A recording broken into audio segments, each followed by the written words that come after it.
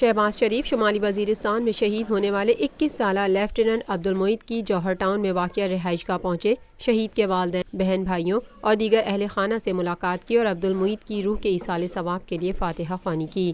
شہباز شریف نے عبدالمعید کی مادر وطن کے لیے عظیم قربانی کو شاندار الفاظ میں خراج عقیدت پیش کرتے ہوئے کہا، انہوں نے جوان عمری میں جام شہادت نوش کر کے بہادری اور جرأت کی مثال قائم کی۔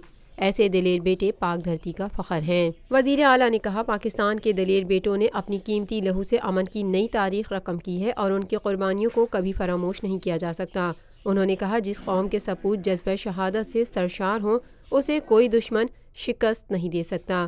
جبکہ وزیر اعلیٰ پنجاب نے وہاڑی میں ایک منصوبے کو سیکنڈ لیفٹیننٹ عبدالمعید شہید کے نام سے منسوب کرنے کا اعلان کیا۔